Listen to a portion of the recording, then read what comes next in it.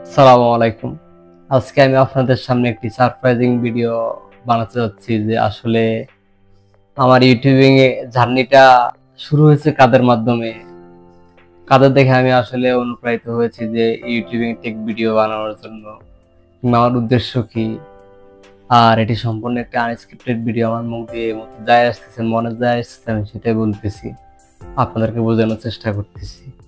সময়টা 2020, যখন কোভিড-19 পুরো পৃথিবী আক্রান্ত, সবার স্কুল কলেজ বন্ধ, বাইরে খেলাধুলা করতে নিষেধ, ঘুরতে যাওয়া নিষেধ, বাজারে যাওয়া নিষেধ, দোকানে যাওয়া নিষেধ। ঠিক ওই মুহূর্তে প্রত্যেক পিতামাতারা কি করছে, তাদের সন্তানদেরকে হাতে ফোন তুলে দিয়েছে যে গেম খেলো, ভিডিও দেখো, তবুও ঘর থেকে বাইর হইও না। ঠিক ওই মুহূর্তটা আমার জীবনেও হয়েছে। আমার বাবা মা আমাকে ফোন হাতে দিয়েছে। তো আমি কি করছি ওই সময়, আসলে প্রথম বিসমিল্লাহ যে ভিডিওটা দেখা শুরু করছি, যার মাধ্যমে, তার নাম হচ্ছে মায়াজালের ওনার, নামটা ভুলে গেছি আমি আসলে। ওনার ভিডিও দেখা শুরু করছিলাম, অনেক জ্ঞান ভান্ডার ছিল ওই ভিডিওগুলোর ভিতরে। এরপরে স্কুল করতে করতে করতে করতে হঠাৎ করে একদিন স্যামজন, টেকসেগাই, টিটিপি, কাইনাটুনাফাস, এই বড় বড় চ্যানেলগুলা ওই সময় আসলে অনেক ছোট ছিল। কাগজ ছোট করে বলছি না, আসলে ওই সময় ছোট ছিল, তাদের তখনও 1 মিলিয়ন সাবস্ক্রাইবার হয়নি, কারোই হয়নি, শুধুমাত্র সোহাগ ভাই ছিল আর এটিসি ছিল। স্যামসনের তখনও 1 মিলিয়ন সাবস্ক্রাইবার হয় নাই। আর কাইনাটুনাফাস অর্থাৎ ওয়াহিদ ভাই টিটিপি ওই সময় সম্ভবত 6 লাখের আশপাশে সাবস্ক্রাইবার ছিল। আমি তখন নিয়মিত টেক ভিডিও দেখা শুরু করি, যা আসলে একটা ভালো লাগা কাজ করতো। কিনতাম না, তবে আসলে একটা ভালো লাগা কাজ করতো। নতুন নতুন ফোন বাংলাদেশে লঞ্চ হচ্ছে, বাইরের কান্ট্রিতে লঞ্চ হচ্ছে, সেগুলো রিভিউ করতেছে, ওরা আনবক্সিং করতেছে, দেখতে কেমন একটা অদ্ভুত ভালো লাগা কাজ শুরু করে ওইটা টেকের প্রতি। এরপর দেখলাম যে টুকটাক গ্যাজেটের ভিডিও দেওয়া শুরু করছে, যে earphone, TWS, speaker, mini computer, এরকম অনেক টেক রিলেটেড ভিডিও দেওয়া শুরু করছে। দেখতে দেখতে আসলে ভালো লাগা শুরু হয়ে গেছে। আমারও তখন খুব ইচ্ছে হতো যে আমিও ভিডিও বানাবো, কিন্তু আসলে অতটুকু জ্ঞান ছিল না। জ্ঞান আমার এখনো নাই, দেখেন তো ভিডিও কোয়ালিটি খুব বাজে হয় এখনো। চেষ্টা করতেছি, আসলে কি করবো, ছোট মানুষ তো। আস্তে আস্তে শিখতেছি, আস্তে আস্তে করতেছি।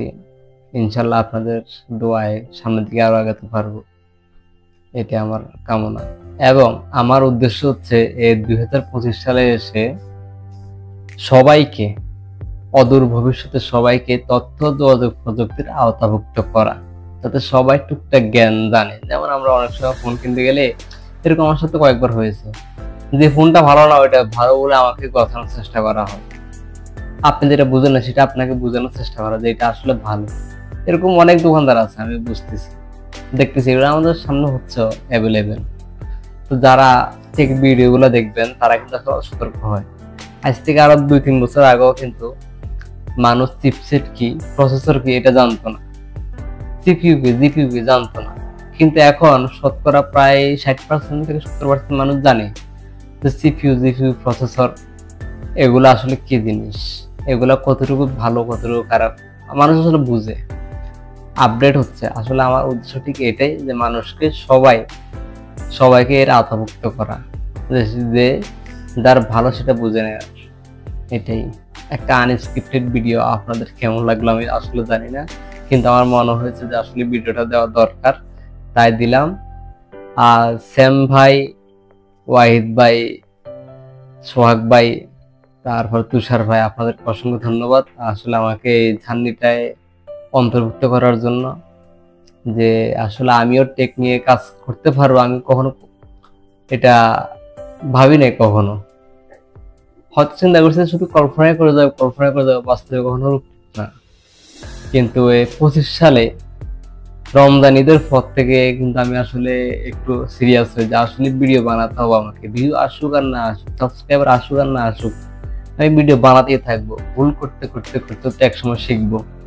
প্রতিটা ভিডিও দিচ্ছি, আমি প্রতিটা ভিডিও থেকে শিক্ষা নিচ্ছি। এটা আমার আসলে ভিডিওর মূল উদ্দেশ্য। ভালো থাকবেন সবাই। আসসালামু আলাইকুম।